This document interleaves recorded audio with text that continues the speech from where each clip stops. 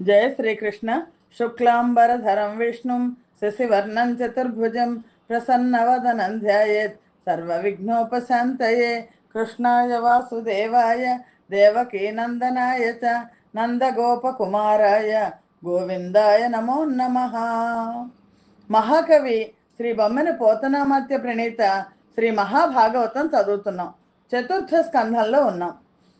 నైమిసారణ్యంలో సౌనకాది మహర్షులకు సూత మహర్షి భాగవత గాథలను వినిపింపచేస్తున్నారు. పరీక్షన్ మహారాజుకు సుఖ మహర్షి జన్మ తరించే మార్గాన్ని తెలియచేస్తూ ఆ భాగవత పురాణాన్ని తెలియచేశారు. విదురుడు మైత్రేయ మహర్షి దగ్గరకు వచ్చి ఆ శ్రీమన్నారాయణ గాథలని వింటున్నారు. విదురుడు మైత్రేయ మహర్షి దగ్గర పృథు చక్రవర్తి యొక్క జీవితాన్ని గురించి విన్నారు. పృథు చక్రవర్తి ఆయన ధర్మ పరిపాలకుడై ధర్మ మార్గాన్ని ప్రజలకు బోధించారు. అలాగే బ్రహ్మజ్ఞానాన్ని పొందే మార్గాన్ని గురించి సనందనాథులు పృథు చక్రవర్తి దగ్గరికి వచ్చి బోధించారు.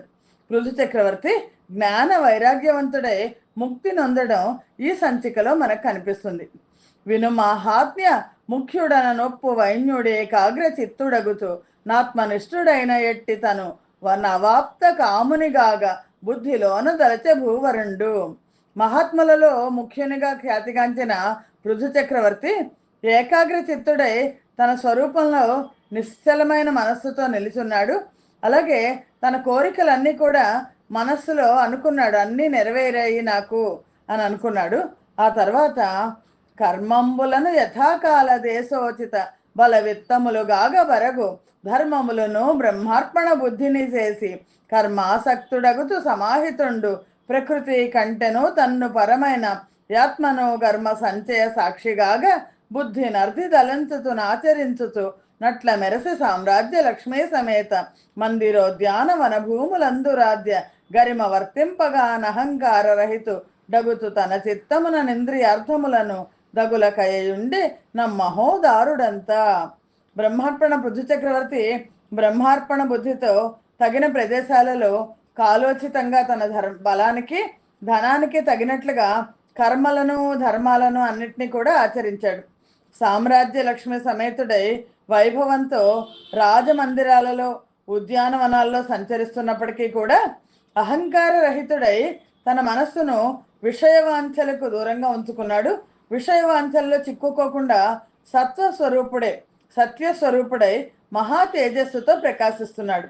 ఆ విధంగా అధ్యాత్మ యోగ నిష్ఠతో కర్మలను ఆచరిస్తూ ధర్మపత్ని అయిన అర్చియందు తనతో సమానులైన విజితాశ్వుడు, ధూమ్రకేతుడు, హర్యస్వుడు, ద్రవిణుడు, వృకుడు అనే పేర్లు గల 5 పుత్రులను కన్నాడు. జన వినుత భూమి వలనను ధనముల మర్యాద గొనుచు దాన నిమిత్తంబున గ్రమ్మర దానిచ్చుతూ దిన నాయకు బోలి వసుమతి పతి యొప్పెన్. విదురునికి మైత్రేయ మహర్షి చెప్తున్నాడు, సూర్యుడు భూమి నుంచి నీటిని ఆవిరి రూపంలో గ్రహించి అవసరమైనప్పుడు వర్షించే విధంగా పృథు చక్రవర్తి ప్రజల దగ్గర నుంచి పన్నులు వసూలు చేసి మళ్ళీ వాటిని ప్రజా ప్రయోజనార్థంగా దాన రూపంలో మళ్ళా వెనక్కి తిరిగి ఇస్తుండేవాడు అని ఆ పృథు చక్రవర్తి అగ్నిహోత్రంలాగా చెనక వీలు కాని తేజస్సును ధరించి చాలా ఇంకా చెదిరించడానికి వీలు కాని తేజస్సుతో ఇంద్రుల్లాగా జయించడానికి వీలు కాకుండా భూమాతలాగా నిరంతరం క్షమాబుద్ధితో స్వర్గంలాగా కోరిన కోరికలన్నీ కూడా ప్రజలకు తీరుస్తూ మేఘునిలాగా కోరికలను వర్షిస్తూ సముద్రంలాగా గాంభీర్యాన్ని వహించి మేరు పర్వతంలాగా బలం కలిగి యమధర్మరాజులాగా శాసిస్తూ మహేంద్రుల్లాగా ఐశ్వర్యాన్ని కలిగి కుబేరుల్లాగా ధనవంతుడై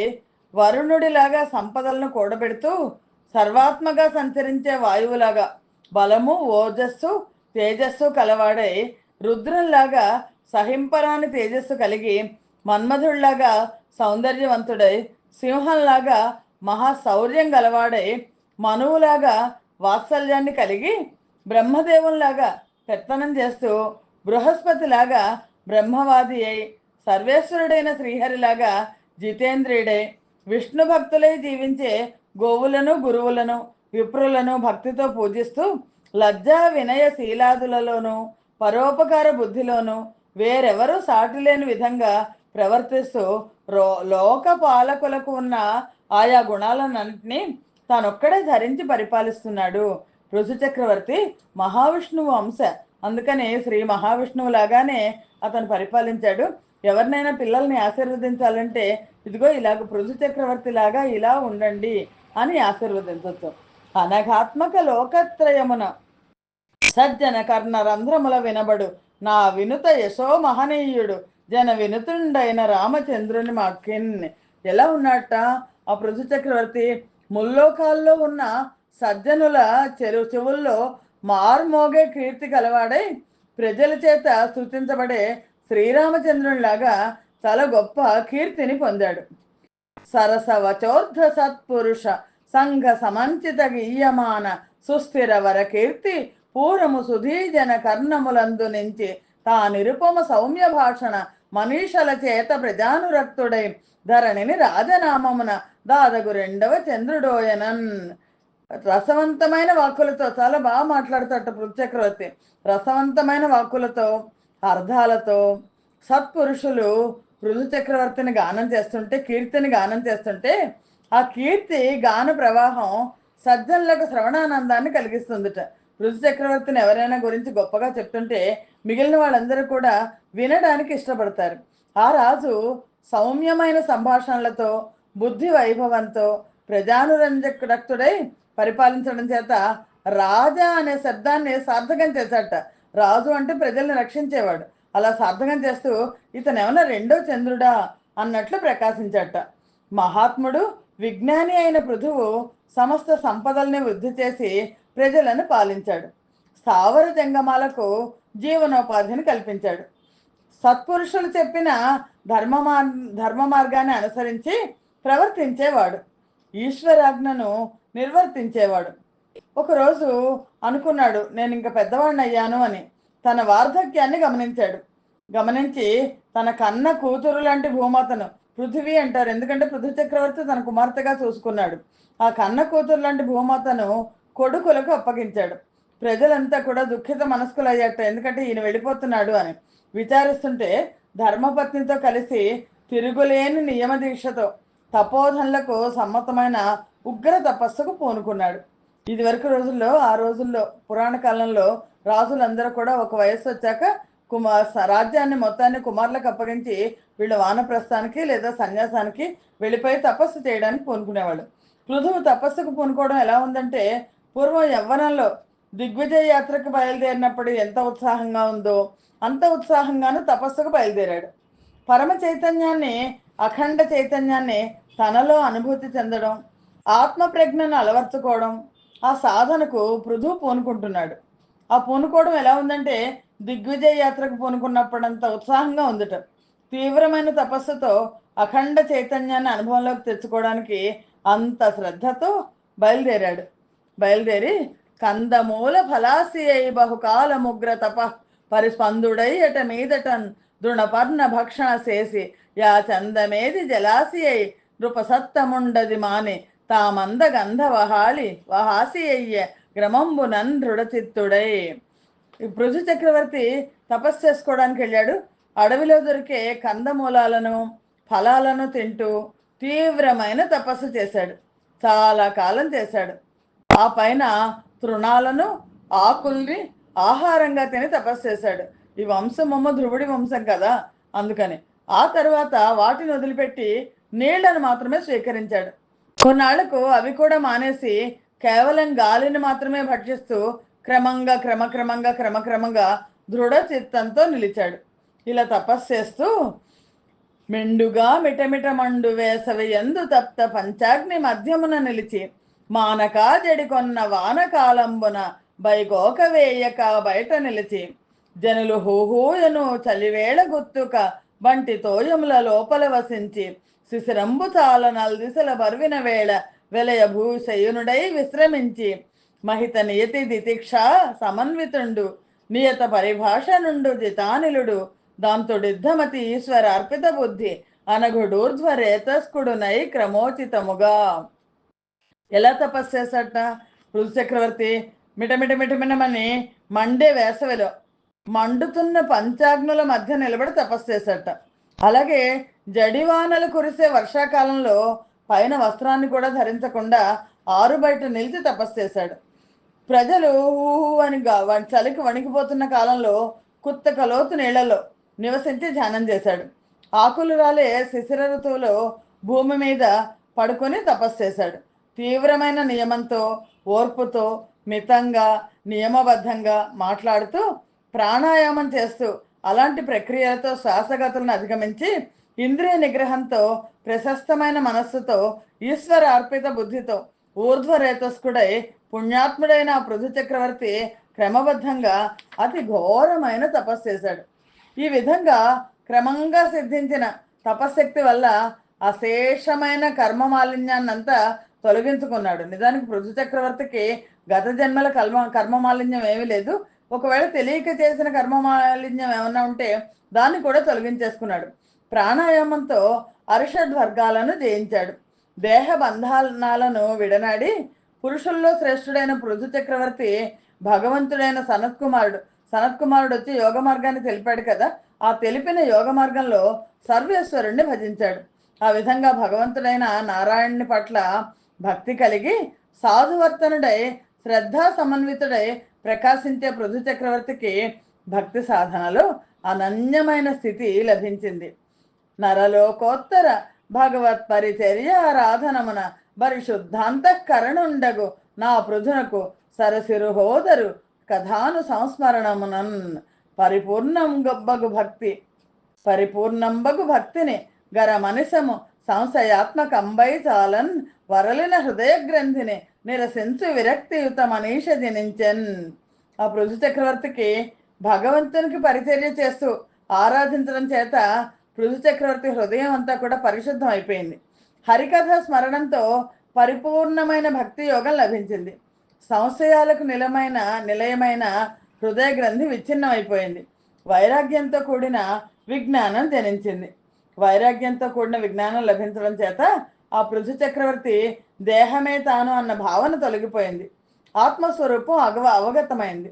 శ్రీకృష్ణుని కథల పట్ల ఆసక్తి కలిగి సమస్త యోగ సిద్ధుల పట్ల అనాసక్తిని చూపించాడు. నిజానికి తపస్సు చేస్తే అనేకమైన యోగ సిద్ధులు వస్తాయి.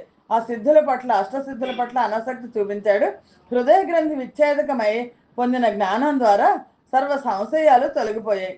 తన బుద్ధిని ఆత్మతో అనుసంధానం చేసి సమయం వచ్చినప్పుడు బ్రహ్మభూతుడయ్యాడు. తన దేహాన్ని ఇంక వదలాలి అని నిశ్చయించుకున్నాడు. కోరి మడమలచే గుదపీడనము చేసి పూని ముక్తాసనాసీనుడగుచు ధనరు మూలాధారమున నుండి వాయువు నొయ్యన నెగయించి యొనరనాభి కలితంబు గావించి క్రమమున హృద్వత్స కంఠ శిర కోష్టకముల చేర్చి కైకొని మూర్ధ భాగములకు నెగయించి ప్రాణముల్ విడిచి ఆ భవను నందు మందు తేజంబు నుదకంబు నందు నుదక మర్ధి గాయంబు మేదినే ఎందు నిలిపే భూనివాని యథోచిత స్థానములుగా. పృథు చక్రవర్తి ప్రాణాన్ని ఎలా వదిలేశారో చెప్తున్నారు. ఆ పృథు చక్రవర్తి మఠం వేసుకొని కూర్చుని కోరి మడమలతో ఈ మలద్వారాన్ని గుదస్థానాన్ని నొక్కారట. ముక్తాసనంలో కూర్చున్నారు. మూలాధార చక్రంలో నుండి ప్రాణవాయువును పైకి నెట్టాడు. నాభి ఎందు వర్తింపజేశారు. నాభి నుంచి మణిపూర చక్రంలో నిలిపాడు. అక్కడి నుంచి క్రమంగా హృదయంలోని అనాహత చక్రంలోకి, కంఠానికి దిగువ ఉన్న విశుద్ధ చక్రంలోకి, అక్కడి నుంచి ఆజ్ఞా చక్రంలోకి భ్రూమధ్యంలో ఉంటుంది. ఆ పైన మూర్ధ భాగంలోని బ్రహ్మరంధ్రంలోనికి చేర్చి క్రమంగా కపాల భేదనం చేసి అనంతంలో ప్రాణాలను కలిపేశాడు. అనంత శక్తిలో పృథు చక్రవర్తి యొక్క ప్రాణం లీనమైపోయింది. దేహంలోని గాలిలో, నీరు నీటిలో, వెలుగు అగ్నిలో, ఘటాకాశం మఠాకాశంలో, ఆకాశం ఆకాశంలో కలిసిపోయాయి. దేహంలోని పంచభూతాలు తమ తమ స్థానాలకు చేరుకున్నాయి. ఆ పృథు చక్రవర్తి ఇంకా తన దేహంలోని పృథ్వీ తత్వాన్ని నీటిలో, నీటిని తేజస్సులో, అగ్నిని వాయువులో, వాయువుని ఆకాశంలో, ఆకాశాన్ని మనస్సులో, మనస్సును ఇంద్రియాలను పంచభూతాలకు ముందున్న అహంకారంలో, అహంకారాన్ని మహత్తత్వంలో, సమస్త సృష్టికి హేతుభూతమైన మహత్తత్వాన్ని ప్రకృతిలో కలిపేశాడు. జీవిగా అవతరించిన పృథు చక్రవర్తి జ్ఞాన వైరాగ్యాల చేత బ్రహ్మనిష్ఠుడై మాయా నిర్మితమైన దేహబంధాలను వీడి వదిలేసి మోక్షాన్ని పొందాడు. అంత నా పృథుని భార్యామణి నర్చి పుడమిపై వడి నడుగిడిన గంధు సుకుమార పాదాబ్జ సుందరీ రత్నంబు నతుల పతివ్రత ఎగుట చేసి ఆత్మేషకృత సువ్రత చరణంబును సుమహిత భక్తి శుశ్రూణమును నాశేయమగు దేహయాత్రయూనను వీని చేత మిక్కిలి కృషీభూత దేహయయ్యు బ్రియనాథ కృత కరుణావలోక కరతల స్పర్శనాది సత్కారములను నబల సుఖవృత్తి చెంది ఎడవులందు వృషత మది దోపకుండా చెరించునప్పుడు. పృథు చక్రవర్తి దేహాన్ని వదిలేశాడు, ఆయన మోక్షాన్ని పొందాడు. మరి ఆయన భార్య ఉంది కదా, నారాయణుడు లక్ష్మీదేవి ఇద్దరు కూడా ఒకే అంశగా జన్మించారు. పృథు చక్రవర్తి భార్య తర్వాత అర్చి ఏమైంది అనంటే, భూమి మీద అడుగు పెడితే కందిపోయే సుకుమార పాదార విందాలు ఆమెవి. సుందరి రత్నం సాటిలేని పతివ్రత. తన పతివ్రత నియమాలకు అనుగుణంగా తనను తాను మలుచుకొని గొప్ప భక్తితో ఆయన సన్యాసాశ్రమం తీసుకున్నప్పుడు, వానప్రస్థం తీసుకున్నప్పుడు భర్తకి శుశ్రూషలు చేసింది ఆవిడ. ఋషుల వరవడితో తన భర్త దేహయాత్ర సాగించడం చూసి అదే రీతిలో తను కూడా జీవించడం ప్రారంభించింది. దానివల్ల ఆవిడ దేహం అంతా కూడా కృషించిపోయింది. అయినప్పటికీ ప్రియమైన తన నాథుని కరుణావీక్షణాలు, కరస్పర్శ, చూపించే గౌరవాదరాలు, వీటితో కలిగిన సంతోషంతో అలసట కష్టం తెలియకుండా అడవుల్లో భర్తతో సుఖంగానే గడిపింది. తన మనముననే దుఃఖము ననయంబు నిరుంగనట్టి అర్చి నిజాధీసుని ప్రాణరహిత దేహము గనుగొని విలపించి విగత కౌతుక ఎగుతున్. అలాగా జీవితం అంతా కూడా ఆవిడ దుఃఖం లేకుండా కష్టం లేకుండా గడిపింది. అడవుల్లో ఉన్నప్పటికీ కూడా తన మదిలో ఏ దుఃఖాన్ని ఎరగని అర్చి ప్రాణాలు లేని తన ప్రాణనాథుని శరీరాన్ని చూసి తీవ్రంగా విలపించి జీవితం మీద ఆవిడ కోరికను కాస్త వదిలేసింది. మానితమందర సాను ప్రదేశంబు నందుజితారోపమర్ధి చేసి లలిత మహానది సలిల సుస్నాతయై కలిత మహోదార కర్ముడైన నాధునా కుదక దానక్రియలు గావించి యతి భక్తి సురలకు నతులు నర్చి వహ్నికి ముమ్మాటు వలగొని పతిపాద కమలయుగంబు జిత్తమున నిలిపి వీరవరుడైన పృథివీతలేషు ననుగమనము సేయునట్టి సాధ్వి నర్చి గనుగొని దేవాంగన సహస్రమాత్మనాథుల గోడి నెయ్యంబుతోడ. పరమపతివ్రతైన అర్చి మహాదేవి మందర పర్వతపు చర్యల్లో భర్తతో పాటు సహగమనం చేయడం కోసం చితిని పేర్చుకుంది ఆవిడ. మహానదిలో స్నానం చేసి సత్కార్యాలు అనేకం చేసిన భర్తకు ఉత్తరగతుల కోసం ఉదక తర్పణాలు వదిలిపెట్టింది. మిక్కిలి భక్తితో దేవతలకు నమస్కరించింది. అగ్నికి ముమ్మారు ప్రదక్షిణం చేసింది. భర్త పాదపద్మాలని మదిలో నిలుపుకొని సహగమనం చేసింది. వీరవరుడైన పృథు చక్రవర్తితో సహగమనం చేస్తున్న అర్చి మహాదేవిని చూసి దేవతా స్త్రీలు తమ తమ భర్తలతో కూడి తిలకించి పులకించారు. పరమోత్కంఠను నమ్మందరగిరి సాను ప్రదేశ తలమున వరుసంగురించిరి నవసురభిత వరమందార ప్రసూన వర్షములంతన్. పరమోత్కంఠతో ఆ మందర పర్వత చర్యల ప్రాంతంలో నవ పరిమళాలు వెదవిరజిమ్మే కల్పవృక్ష కుసుమాలని దేవతలు తెరిపి లేకుండా వర్షించారు. పుష్పవర్షం ఆవిడ సత్యసగమనం చేసినప్పుడు పుష్పవర్షం కురిసింది. తరమిడి ఎచ్చరలాడిరి మొరయించిరి శంఖ తూర్యములు దివిజులు పాడిరి కిన్నెర జనులు పరస్పర నుతులోనరించి రాసు పర్వాంగనలను. వెంటనే అప్సరకాంతలు నృత్యం చేశారు. దేవతలు శంఖాలు పూరించి బాకాలు ఊదారు, కిన్నెర్లు పాడారు. దేవకాంతలు అర్చి మహాదేవిని దేవి ఆవిడ యొక్క పాతివ్రత్య మహిమను గురించి పరస్పరం చెప్పుకొని కీర్తించారు. ఇంకా ఆ దేవతా స్త్రీలందరూ ఇలా చర్చించుకుంటున్నారు. చర్చింపనిట్టి ఆశ్చర్యమెందేనియు గనుగొంటిరే యర్చి అనులతాంగి ధన్యాత్మురాలు గదా తన విభుగోడి ఇందిరా రమణి యజ్ఞేశు చెవుడి వెనుచను కైవడి నను గమనము చేసే నిజ హృదయేషుడైన ఘను వైన్యునూర్ధ్వలోకమ్మును బొందును నేడింత వట్టును నిశ్చితంబు పరమయోగేంద్రులకు దుర్విభావ్యమైన దృఢ సుకర్మము వలన అతిక్రమించి వైన్య భూమీసు వెనుచని వరుస నూర్ధ్వ గామినియునయ్యని ఇంటి ఘనతనుంది అని ఆ దేవతా స్త్రీలందరూ చెప్పుకుంటున్నారు. ఇలాంటి ఆశ్చర్యాన్ని ఎక్కడైనా చూసామా? ఇటువంటి ఆశ్చర్యాన్ని ఎక్కడైనా కనుగొన్నామా? అర్చి మహాదేవి ధన్యురాలు. ఇందిరాదేవి లక్ష్మీదేవి యజ్ఞేశ్వరుడైన మహావిష్ణువుని వెన్నంటి వెళ్ళినట్టు అర్చి తన భర్తతో సహగమనం చేసింది.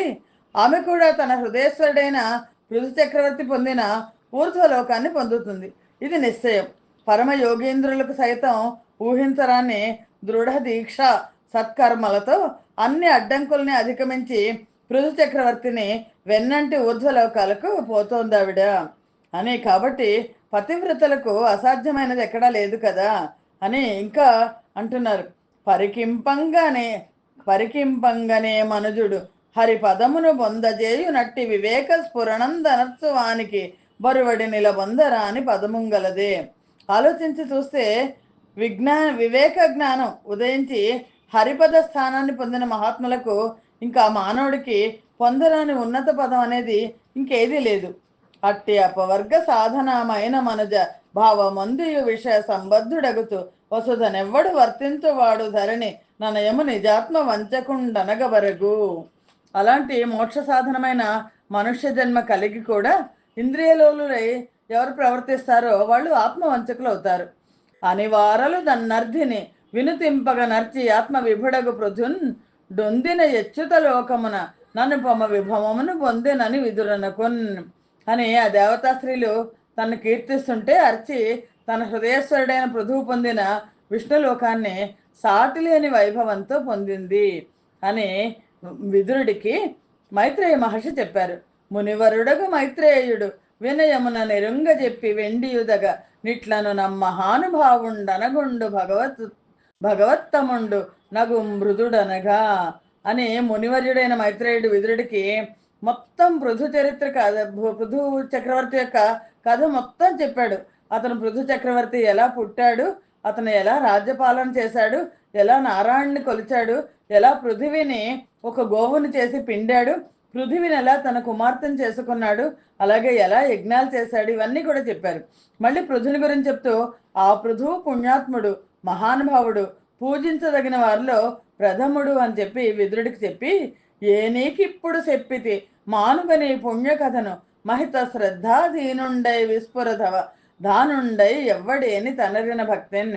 నేను ఇప్పుడు నీకు పృథు చక్రవర్తి కథ చెప్పాను కదా, నేను నీకు ఇప్పుడు చెప్పిన ఈ పృథు కథను, ఈ పుణ్య కథను శ్రద్ధతో ఆదరంతో ధారణతో ఎవరు వింటారో, వినిన పఠించిన వ్రాసిన వినిపించిన వాడు పృథుడు విమలగతిం పొందిన క్రియ హరిపదమొందెడు ననయము నిర్ధూత పాపుడగుతు మహాత్మా.